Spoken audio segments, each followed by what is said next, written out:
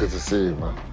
Always. It's been too long. Yeah, it's been a while. It's amazing how you can be in the same city, I know. same creative space. The Lagos hustle. And we just keep, but of late we've once in a while our paths cross. We'll cross And paths. our whiskey paths have crossed happily. So we probably will be bending more elbows now. And then that photo shoot that we're supposed to have. Yes, we'll probably do it. Yes, my 60th photo shoot. We need to get around to doing Exactly. that. I remember the first time I was under your lens. We had some iconic pictures, and then your studio or something got burned. Yeah. And we lost some of those pictures. Yeah, but I still have one or two of them. Of them, yes? Okay. And then I get the privilege of comparing you then And now. and you now. You know. I need to see the old ones. Anyway, welcome to this conversation. Always a pleasure. on the intersection of arts and technology. And technology, especially with Oled leading the advancement in television technology. It's interesting that we both have a background in law. Yeah. And we're both creatives. So the question from me to you is, when did you make the switch to being, because your first degree was in law, right? Yes. So when did you make the switch? Oh, well, I mean, what can I say? We all, in those days, in the 70s, we had to study what our parents told us to study. In my house, then it was either you were studying law or you were studying medicine. Year 1, year 2 in university, I was struggling to say I wanted to be a lawyer. But in year 3, I made the decision I was going to be an artist. And I switched. I made sure I finished the course. That was what brought me to Lagos Law School then. And Oh, you even did law school? oh yes. You were called? I got called to What year were you called? I got called 1993. You could have been Attorney General and everything. Yeah, exactly. Like So, and then I settled to become an artist. So it's always been like that. It's one of those paths less taken. Yes. Creatives, yeah. It's such a jealous thing, I know. I know. So my question to you, I mean, you've been doing this for 30 years. 38 Yes, 38, my goodness. And Professionally. now, yes. So it's not a joke. My question is, through the flow of this time, how has your practice evolved, both on stage and, in front of the camera? It's like the story of my entire life, but what I have found myself doing is responding also to changing times. Yes. Our films have evolved. Yes. With the coming of platforms, streaming platforms. Exactly. The game has changed. It's a complete... The boxes that we have to tick now are a lot more different than when we just did it for the love of it. Yeah. When somebody called it, when we were performing surgery, bypass surgery with forks and knives, because that was what Nollywood did. Exactly. In those days. In a sense, we're still doing that, just that we're not using forks and knives anymore. We're using a bit blunted equipment, but we're getting there. It's wonderful how technology and the internet, has sort of opened a floodgate, and also sort of taking out some of the gatekeepers. Yes, to make the place available. The middlemen. The middlemen. Yes. And now people vote with their eyes, and that is quite interesting.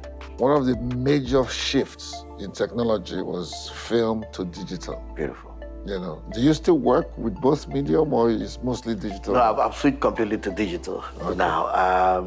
I would call myself one of those old school photographers by present standards, because I started with black and white photos and I remember. Developing your film in a dark room and things like that. And then the digital camera came along and we were always very skeptical, saying, oh no, come on please, the quality is too low. And then rapidly, the megapixel started, there was a megapixel war between the cameras. And before we knew it, it was much sharper than what you could get from a film. And the film sort of died a natural death. Again, from making prints, it now moved to digital screens, and from digital screens of your computer, it moved to the TV, So we are beginning to experience a lot wider level of ways of experiencing the picture. And what we do, if you want to stay alive in this business, is to evolve or die. Evolve or die. Yes. Yeah. So we keep adjusting. Time was when we used to hunch over little devices to watch things that we needed to watch or to review. Now we have the bigger screens. One thing I find interesting, especially about the pixels having moved to television, is the fact that when my TV goes off because of outage, when it comes back on, it will give you a warning and it will tell you this TV will go off in a few seconds. Wow. Yeah, so it's because the viewing experience has to get back to where it was. Yes, so I find that very interesting. Well, even with what is happening now, before, we had plasma TVs and things, but I couldn't look at my pictures on those TVs. What is happening now is quite phenomenal in that I could connect my laptop to my screen and actually edit my work. For me, that is quite phenomenal in terms of what is possible with technology. These days, this just keeps moving and this is just the beginning, because you look at some of the things that people predicted many years ago. I saw with the internet, I saw a newspaper clipping of I think was it Mrs. Manning or so in 1961. Wow. Holding a sample of the kind of telephones that can be carried in their wallets or whatever. I can imagine. If only she knew that they will even be slicker and smaller and they will carry the world, In my early days, we used to watch Space 1999. Mm-hmm. First, I thought 1999 would never come. Would never come, like 2000. And then they used to do FaceTime from the lunar base. And we're like, yeah, right. Somebody looking at somebody on their phone, impossible. Technology has really, how do I say? I think it's on a trajectory that is very fast now. By the time they go to 5G, the time they get into quantum computing. I can't wait. They're talking of metaverse already. So, exactly. So now metaverse is the new one that everybody's talking about. So it's that also means that one has to remain a student forever, because you never stop learning. Yes, all the new vistas keep coming up, changing the game. But in all of this, how do you relax? What do you do? How does all of this technological craze? What is the medium for your relaxation? But that's the thing, you go home, you sit down on your couch, and then you're sharing some of those movies and things with family.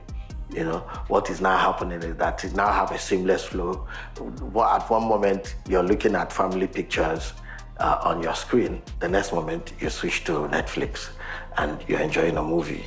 So it's technology, while contributing to the work, has also become a means of relaxation. I think my phone warns me sometimes, or I think my iPad does it as well, of your screen time. Yeah. Of the number of hours you've spent looking at the screen. So when that happens, I just I switch it off. I switch it off and I try to read a book. I still break my routine with books. I've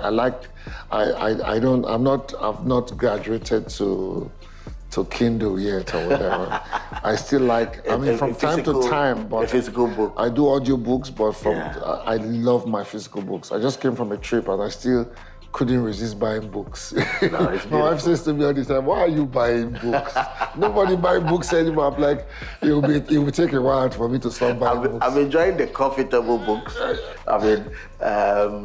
Yes. Yeah, you're a photographer. Yeah, so, but I found out that, the ease of entertainment and things, and even picking up knowledge from YouTube and the rest of them, has made it so easy that reading a book becomes very difficult. A bit difficult these days. What I do is once somebody recommends a book to me, I must read it. No, it's something that I have to get around to do it again. Yes. Anyways, it's interesting conversing with you, and I hope we do this some other time again. Absolutely. It's good to see you, man. Always.